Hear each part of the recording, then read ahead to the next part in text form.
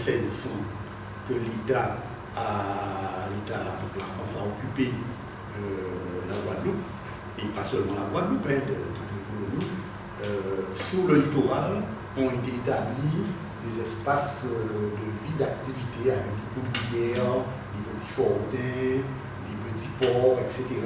L'idée, c'était de s'établir là pour empêcher l'envahisseur anglais, espagnol de venir s'approprier les lieux, quoi. Et ce qui s'est passé, c'est que autour de ces petites zones d'activité, ces petites zones portuaires, ces petites zones de défense, en fait, se sont créées, quand vous regardez la carte de la Guadeloupe, les boucles de Guadeloupe se sont développées autour de ça. Ça a été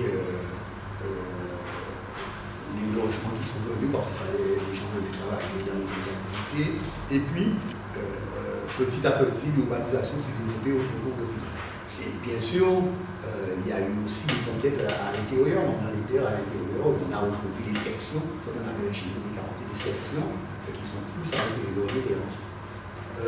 Il y a eu 3 lois qui sont à retenir, si on peut retenir quelque chose. Il y a une loi en 1955, il y a une loi en 86 et une loi en 96.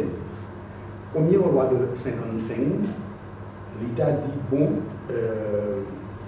après l'esclavage, à la fin de l'esclavage, il y a eu des occupations illégales, parce que les esclaves se sont retrouvés sans rien. Les gens se sont installés comme ils pouvaient, très souvent autour des zones d'activité, parce qu'il fallait travailler, il fallait vivre, etc.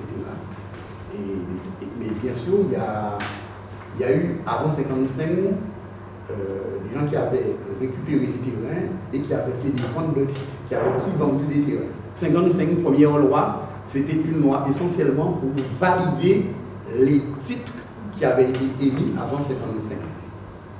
Est-ce que c'est clair pour tout le monde? Avant 1955, validation des titres qui avaient été émis. Deuxième chose, dans cette loi-là, l'État dit, je vais faire rentrer ces terrains qui m'appartiennent, moi, État, je vais les faire rentrer dans le domaine privé de l'État. De façon à pouvoir continuer les cessions, continuer à vendre, etc. Donc, le pays s'est développé, les gens se sont installés. En 1986, deuxième loi, on fait un bilan, on se rend compte que l'urbanisation a continué, que beaucoup d'espaces ont été construits, que dans beaucoup de communes de Guadeloupe, l'État lui-même n'était pas en mesure d'assurer la police, ni les communes. Je rappelle qu'avant la décentralisation, en 1982, la commune faisait ce que le maire faisait, ce que l'État disait de faire. Hein. Donc, quelques permis de construire étaient délivrés, mais pour la plupart, les gens se sont installés illégalement, avec, on va le dire comme ça, un peu la complicité de nos églises, des maisons électoralistes, mais aussi parce que les gens avaient besoin de vivre quelque part, et j'ai envie de dire aussi parce qu'on avait aussi une défaillance dans l'offre de logement, hein, dans l'offre de logement, il fallait que les gens s'installent quelque part. Donc, 86 premier bilan, l'État dit bon, je vais faire une autre loi, et là, je vais remettre ces terrains-là dans le domaine public.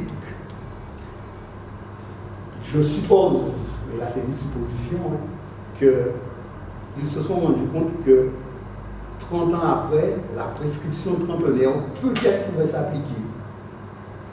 Avant que la prescription trentenaire, vous savez, hein, vous occupez un terrain pendant 30 ans, personne ne réagit, vous pouvez aller chez un notaire dire je veux que ce terrain-là me revienne de moi. Le notaire fait établir un titre, il doit le publier.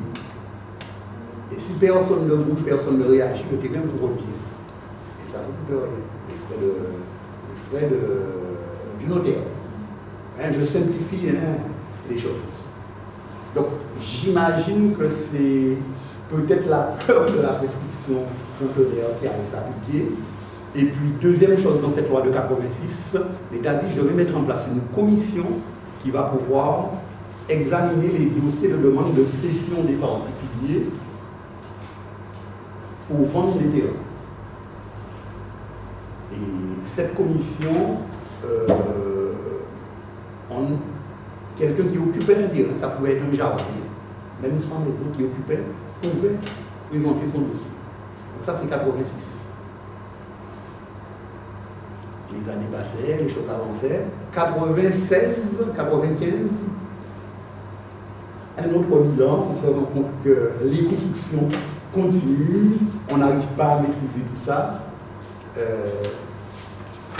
On fait une autre loi, 95, on dit bon, là, il y a des gens qui ont manifesté, qui ont dit oui, mais moi j'avais un titre d'avant 55, j'ai pas eu le temps de le faire valider par la commission, etc. Donc, 96, ils remettent en place cette commission pour faire valider les titres d'avant 55. Et ils disent aussi, maintenant, on va vendre, régulariser les gens qui sont là avant 1995. Donc, bâti, réalisé avant 1995, les gens pouvaient faire une demande. Et troisième chose, ils vont monter une agence de 50 pages géométriques pour accompagner l'État. Première mission de l'agence, accompagner l'État dans la régularisation.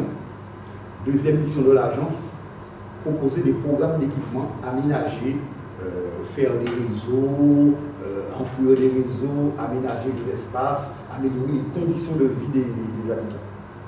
Donc voilà les trois lois qui régissent un peu les 50 pages géométriques.